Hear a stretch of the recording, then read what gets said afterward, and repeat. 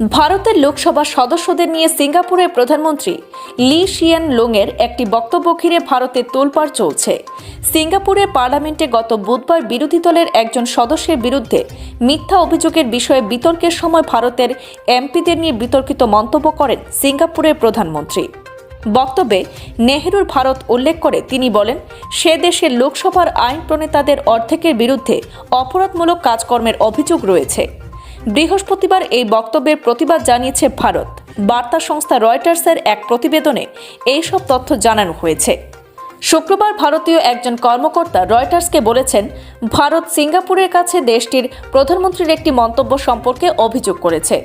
এই বিষয়ে ব্যাখ্যা দিতে ভারতে নিযুক্ত সিঙ্গাপুরের রাষ্ট্রদূতকে পররাষ্ট্র মন্ত্রণালয়ে তলব করা হয়েছে বলে একাধিক ভারতীয় গণমাধ্যম জানিয়েছে।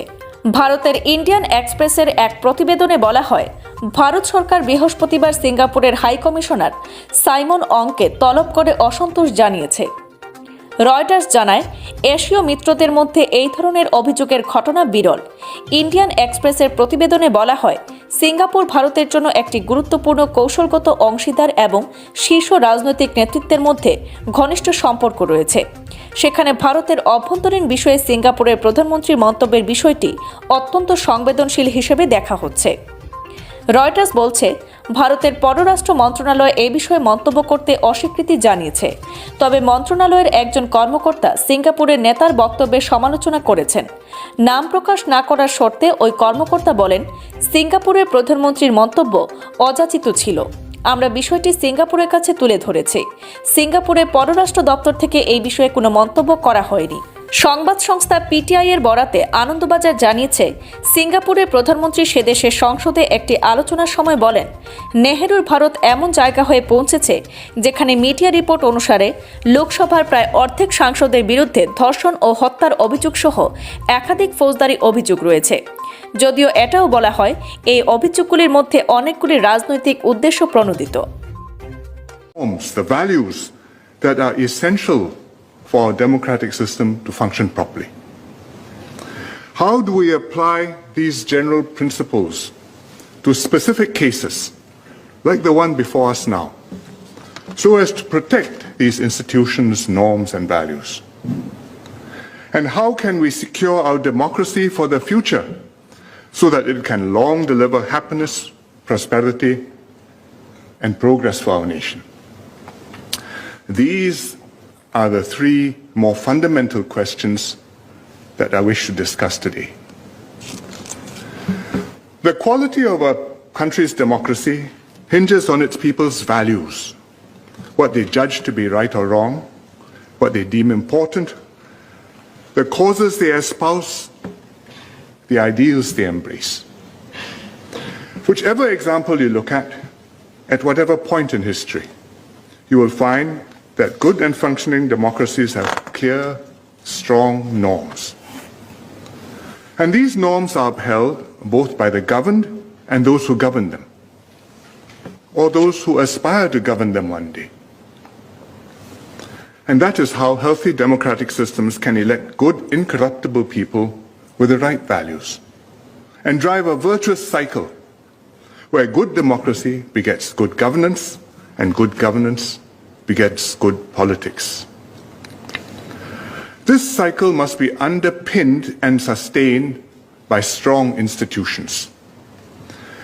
Parliament sits at the apex of our system of democracy. It's where the most important matters of state are discussed, laws are enacted, supplies of money are voted. Inculcating voters and their leaders with the right values is the work of decades. It takes unremitting effort and passion, and it doesn't always succeed. Most countries are founded and start off on the basis of high ideals and noble values. But more often than not, beyond the founding leaders and the pioneer generation, over decades and generations, gradually things change. Things start off with passionate intensity. The leaders who fought for and won independence are often exceptional individuals of great courage, immense culture, and outstanding ability. they came through the crucible of fire and emerged as leaders of men and nations. They are the David Ben-Gurions, the Jawaharlal Nehrus, and we have our own too. Imbued with enormous personal prestige, they strive to meet the high expectations of their peoples to build a brave new world and shape a new future for their peoples and for their countries.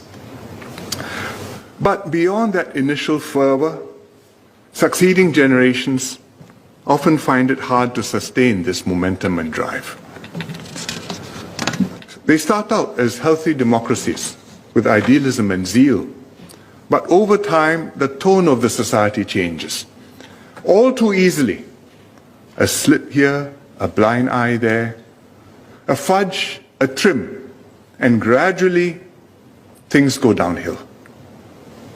The texture of politics changes. Respect for politicians declines. After a while, the electorate comes to think, this is the norm and you cannot expect better. And so, standards get debased, trust is eroded, and the country declines further. Many political systems today would be quite unrecognizable to their founding leaders. Ben-Gurion's Israel has morphed into one which can barely form a government, despite 4 general elections in 2 years. Meanwhile, a stream of senior politicians and officials in Israel face a litany of criminal charges. Some have gone to jail. While Nehru's India has become one where, according to media reports, almost half the MPs in the Lok Sabha have criminal charges pending against them, including charges of rape and murder. Though it is also said that many of these allegations are politically motivated. What is to prevent Singapore from going down the same road? Nothing. We are not intrinsically smarter or more virtuous than other countries. Modern Singapore does not come. Bureau report তরঙ্গ TV Bangla.